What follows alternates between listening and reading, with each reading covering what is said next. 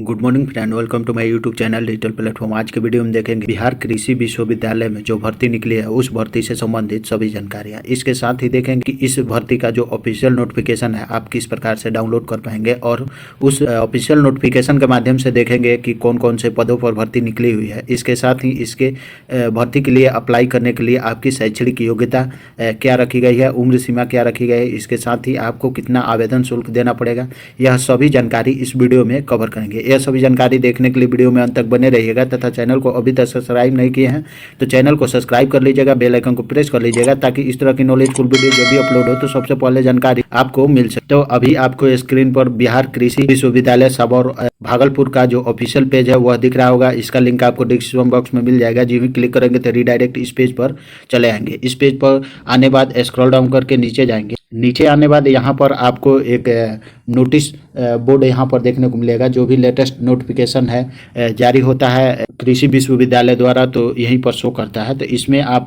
Scroll down करके नीचे आएंगे तो यहाँ पर देख सकते हैं कि 27 अप्रैल को नोटिफिकेशन जारी किया गया है। इसका एडवर्टाइजमेंट नंबर यहाँ दिया हुआ है। इसके साथ ही requirement to the post of non teaching department के लिए यह नोटिफिकेशन जारी किया गया है। इस नोटिफिकेशन को डाउनलोड करने के लिए आपको यहाँ पर 3 डाउनलोड का सिंबल दिखेगा। सेकंड जो डाउनलोड का सिंबल है उस पर क्लिक करने बाद कुछ इस तरह से इसका जो ऑफिशियल नोटिफिकेशन है वह आपके मोबाइल फोन या सिस्टम में डाउनलोड हो जाएगा। यहाँ से देख सकते हैं कि हेडलाइन में ही आपको देखने को मिलेगा कि बिहार कृषि विश्वविद्यालय सबौर भागलपुर द्वारा यह नोटिफिकेशन जारी किया गया है। यहाँ से दिनांक देख सकते हैं जब का जारी किया गया और यहाँ विज्ञापन संख्या देख सकते हैं। इसके साथ ही यहाँ पर दिया हुआ है कि बिहार कृषि विश्वविद्यालय सबौर अंतर्गत विश्वविद्यालय मुख्यालय विभाग एवं उनके अंतर्गत महाविद्यालय संस्थान के विभिन्न गैर शैक्षणिक पदों पर सीधी भर्ती के लिए लिखित प्रतियोगिता परीक्षा, कौशल परीक्षण यानी स्किल टेस्ट, कंप्यूटर प्रवीणता परीक्षा एवं साक्षात्कार के आधार पर नियुक्ति हेतु सुयोग्य अभ्यर्थियों से आवेदन आमंत्रित किए जाते हैं। आवेदन प्रारूप एवं विस्तृत जानकारी विश्वविद्यालय वेबसाइट यहाँ देख सकते हैं। यह वेबसाइट का लिंक आपको डिस्क्रिप्शन बॉक्स में मिल जाएगा। दिनांक 28/4 से आप डाउनलोड कर सकते हैं। इसके साथ ही नीचे में आएंगे तो यहाँ देख सकते हैं कि आवेदन पत्र भरने से संबंधित जो तिथि है और अन्य निर्देश है वह लाइन बाय लाइन सभी दिया हुआ है। तो सबसे पहले आप यहाँ देख सकते हैं आवेदन करने की जो प्रारंभ की तिथि है वह 28 अप्रैल 2023 से आप इसके लिए आवेदन कर पाएंगे। वहीं जो अंतिम तिथि है वह 19 मई 2023 तक लास्ट डेट रखा गया है इसका आवेदन करने का। इसके साथ ही उचित माध्यम द्वारा आवेदन प्राप्त होने की जो अंतिम तिथि है वह 5 जून 2023 तक आप आवेदन कर सकते। इसके साथ ही नीचे में आएंगे तो यहाँ देख सकते हैं कि उपयुक्त पदों के लिए आयोजित होने वाली प्रतियोगिता परीक्षा, कौशल परीक्षण और कंप्यूटर और इंटरव्यू के संबंध में जो सूचना प्रकाशन है वह अलग से किया जाएगा, इसमें इंक्लूड नहीं किया गया है। इसके साथ ही यहाँ नीचे आएंगे तो फिर वही सभी जानकारी दी हुई है और स्क्रॉल डाउन करके थोड़ा सा नीचे आएंगे तो यहाँ देख सकते हैं कि अनुमान्य आरक्षणवार औपबंधिक रिक्तियों का जो विवरण है यानी सीट की संख्या है वह आप यहाँ से देख सकते हैं कि यहाँ पद का नाम दिया हुआ है। जैसे सहायक के पद पर भर्ती निकली हुई है और यहाँ से कैटेगरी वाइज सीट की संख्या देख सकते हैं। टोटल जो सीट की संख्या है सहायक यानी असिस्टेंट की वह 36 है। इसके साथ ही दूसरे नंबर पर यहाँ पद का नाम देख सकते हैं, लेखपाल का पद है और इसका जो कैटेगरी वाइज सीट की संख्या है वह देख सकते हैं। फिर यहाँ टोटल जो इनका पद की संख्या है वह 15 है। इस तरह से तीसरे नंबर पर देखेंगे तो कंप्यूटर ऑपरेटर का पद है और इसका जो टोटल पद है वह 10 है। चौथे नंबर पर प्रयोगशाला अनुचर का पद है और इसका जो टोटल पद की संख्या है वह 56 है। पांचवें नंबर पर चालक के पद पर भर्ती निकाली गई है और इसकी जो टोटल संख्या है वह 15 है। इसके साथ ही नीचे में आएंगे तो छठे नंबर पर जो पद है वह लिपिक सह कंप्यूटर ऑपरेटर का है। इनका जो टोटल पद है वह 10 है और सातवें नंबर पर जो पद है वह गार्डनर का है, उसका जो टोटल पद है वह 5 है। इन पदों पर यह भर्ती निकाली गई है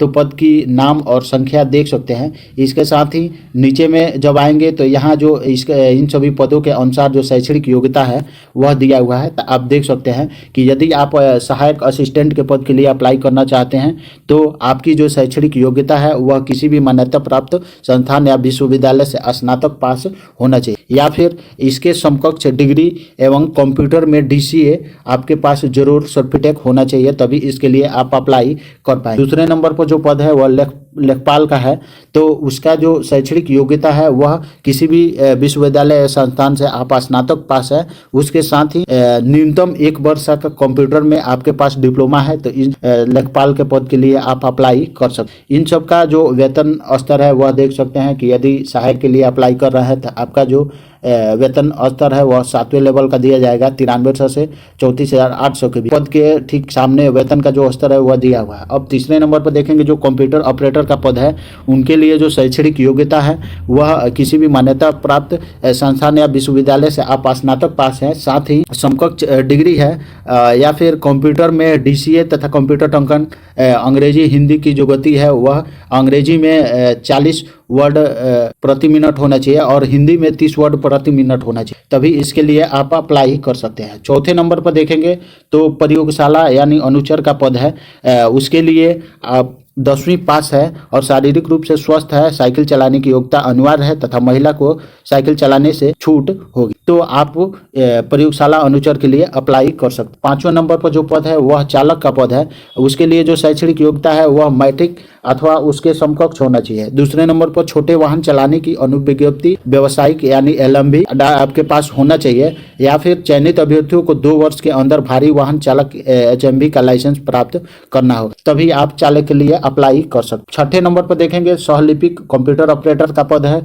इसके लिए जो शैक्षणिक योग्यता है वह किसी भी मान्यता प्राप्त संस्थान या फिर विश्वविद्यालय से स्नातक पास हैं या फिर उसके समकक्ष आपके पास डिग्री है और कंप्यूटर में DCA होना अनिवार्य है। और यहाँ पर भी टाइपिंग आपके पास टाइपिंग स्पीड देख सकते हैं, अंग्रेजी का 40 WPM और हिंदी का 30 WPM आपके पास टाइपिंग स्पीड है, तभी लिपिक सह कंप्यूटर ऑपरेटर के लिए अप्लाई कर सकते हैं। 7वें नंबर पर देख सकते हैं कि गार्डनर का पद है, गार्डनर के लिए जो शैक्षणिक योग्यता है वह 10वीं पास है और शारीरिक रूप से स्वस्थ एवं साइकिल चलाने की योग्यता अनिवार्य है तथा महिला को साइकिल चलाने से छूट दी जाएगी। यानी आप 10वीं पास है और शारीरिक रूप से स्वस्थ है और साइकिल चलाना जानते हैं तो आप गार्डनर के लिए अप्लाई कर सकते हैं। इस तरह से यह सभी जानकारी यहाँ पर दी हुई है। फिर यहाँ से देखेंगे कि नोट में दिया हुआ है कि गार्डनर पद हेतु बिहार कौशल विकास मिशन यानी BSDM द्वारा प्रदत्त डोमेन माली प्रशिक्षण प्राप्त अथवा किसी सरकारी और सरकारी संस्थान से 6 माह का माली प्रशिक्षण प्राप्त अभ्यर्थियों को प्राथमिकता दी जाएगी। यानी आप जो बिहार कौशल मिशन के तहत गार्डनर का प्रशिक्षण चलाया जा रहा है तो आप किए हैं या फिर सरकारी और सरकारी संस्थान से भी आप माली प्रशिक्षण किए हैं और आपके पास सर्टिफिकेट है तो सबसे पहले आपको प्राथमिकता दी जाएगी। यह जानकारी यहाँ पर दी हुई है। यहाँ देख सकते हैं आरक्षण का जो प्रावधान है वह सभी जानकारी यहाँ पर दी हुई है, तो आप इसको एक बार जरूर चेकआउट कर लेंगे। चेकआउट करने के बाद फिर देख सकते हैं यहाँ जाति प्रमाण पत्र और विवाहित महिला अभ्यर्थियों के लिए अपने पिता के अस्थायी पता से निर्गत प्रमाण पत्र होना चाहिए। यानी जो महिला विवाहित है वह जाति प्रमाण पत्र या फिर निवास प्रमाण पत्र बनवाएगी तो वह अपने पिता का नाम से बनवाएगी। यहाँ स्पष्ट रूप से जानकारी दी हुई है। इसके साथ यह सभी जानकारी आप पढ़ लेंगे। पढ़ने के बाद स्क्रॉल डाउन करके नीचे आएंगे तो यहाँ उम्र सीमा संबंधित जानकारी दी हुई है। तो इन सभी पदों के लिए अप्लाई करने के लिए जो आपकी न्यूनतम उम्र सीमा है वह 18 वर्ष होना चाहिए और जो उम्र सीमा की आपकी गणना की जाएगी वह देख सकते हैं कि 19 मई 2023 तक मिनिमम या फिर मैक्सिमम की गणना की जाएगी। तो यहाँ से देख सकते हैं कि इन सभी पदों के लिए अप्लाई करने के लिए आपकी जो मिनिमम उम्र सीमा है वह 19 मई 2023 तक 18 वर्ष है। तो इन सभी पदों के लिए आप अप्लाई कर सकते हैं। वहीं अधिकतम उम्र सीमा देख सकते हैं कि यदि आप अनारक्षित वर्ग के पुरुष कैंडिडेट है तो 37 वर्ष रखा गया है। वहीं अनारक्षित वर्ग के महिला कैंडिडेट या फिर पिछड़ा वर्ग एवं अत्यंत पिछड़ा वर्ग पुरुष एवं महिला कैंडिडेट है तो आपकी जो उम्र सीमा है वह 40 वर्ष रखी गई है। वहीं आप अनुसूचित जाति अनुसूचित जनजाति पुरुष या फिर महिला कैंडिडेट है तो आपकी जो अधिकतम उम्र सीमा है वह 42 वर्ष रखी गई। फिर यहाँ से देख सकते हैं कि कार्मिक एवं प्रशासनिक सुधार विभाग बिहार सरकार पटना के संकल्प में संख्या यहाँ देख सकते हैं दिनांक 16/7 आलोक में सरकारी सेवकों को जो 3 वर्ष की निरंतर सेवा पूर्ण कर चुके हो उच्चतर वेतनमान की सेवा संवर्ग में जाने के लिए अधिकतम आयु में जो 5 वर्ष की छूट मिलती है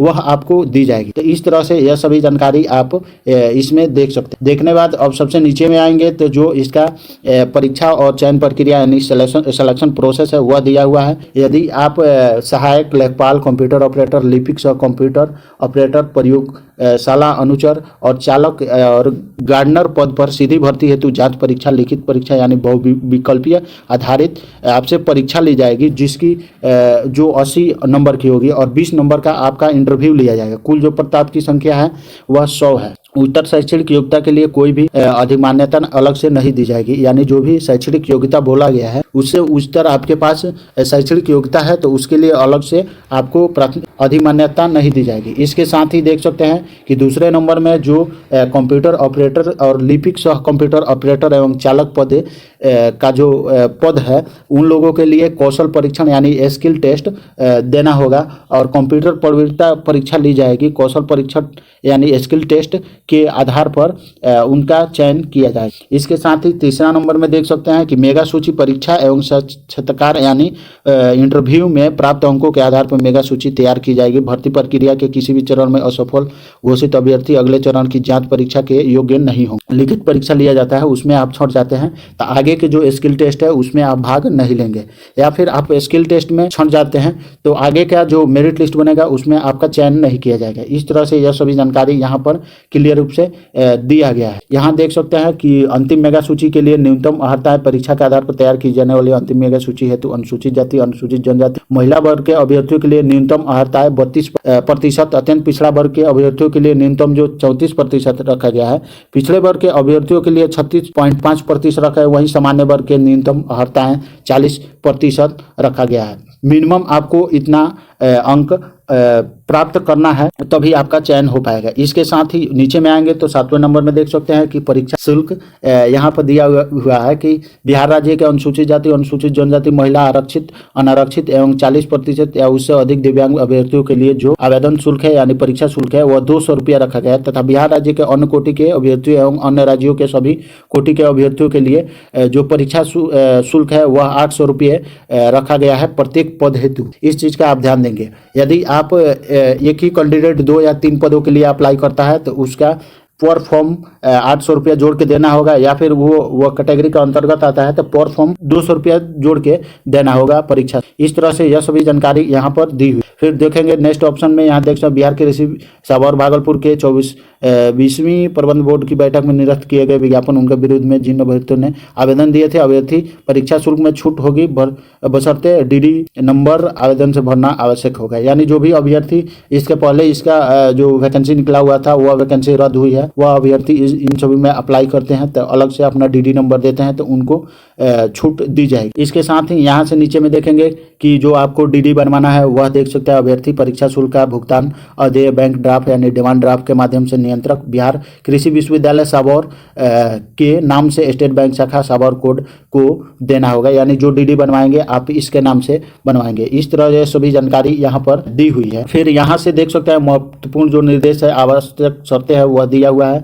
आवेदन पत्र में वर्णित सभी शैक्षणिक प्रमाण पत्र, अंक पत्र एवं अन्य प्रमाण पत्र में स्व अभिप्रमाणित करके आवेदन के साथ संलग्न कर स्व अभिप्रमाणित प्रभारी पदाधिकारी नियुक्ति शाखा बिहार कृषि विश्वविद्यालय साबौर, यहाँ पिन कोड देख सकते हैं, पर निर्धारित समय के अंदर निबंधित या फिर रजिस्टर्ड डाक द्वारा अनिवार्य रूप से भेजना। यानी इसका जो आवेदन है वह आपको ऑफलाइन आवेदन करना, तो इसका जो आवेदन पत्र है वह आपको टेलीग्राम चैनल पर मिल जाएगा। तो आपको टेलीग्राम चैनल का लिंक डिस्क्रिप्शन बॉक्स में मिल जाएगा, वहां से क्लिक करके और आवेदन पत्र डाउनलोड कर सकते हैं। अभ्यर्थियों की अर्हता के संबंध में निर्णय लेने हेतु विश्वविद्यालय स्वतंत्र है, उसमें किसी भी प्रकार की अभ्यर्थी हस्तक्षेप नहीं कर सकते हैं। पता युक्त लिफाफे के ऊपर पद नाम एवं विज्ञापन संख्या मोटे अक्षरों में उद्धृत करना अनिवार्य होगा। यानी जो भी अभ्यर्थी आवेदन करेंगे वह अपने लिफाफे के ऊपर पद का नाम लिख देंगे और विज्ञापन संख्या लिख देंगे मोटे अक्षरों में, ताकि आपकी जो आवेदन है वह क्लियर रूप से दिख सके। इसके साथ ही आवेदक यह सुनिश्चित करेंगे कि सभी वांछित प्रमाण पत्र मूल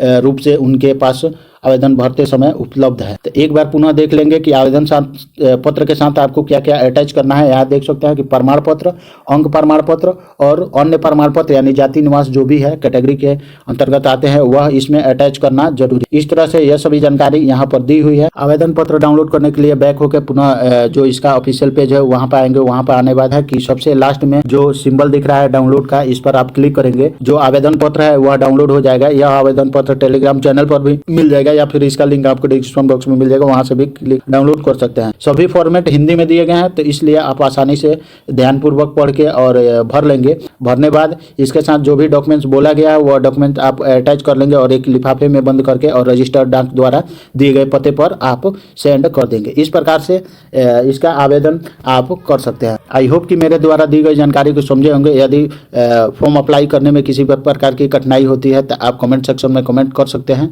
वीडियो पसंद आए तो लाइक शेयर सब्सक्राइब जरूर कीजिए। मिलते हैं इसी तरह की नेक्स्ट नॉलेजफुल वीडियो में। जय हिंद।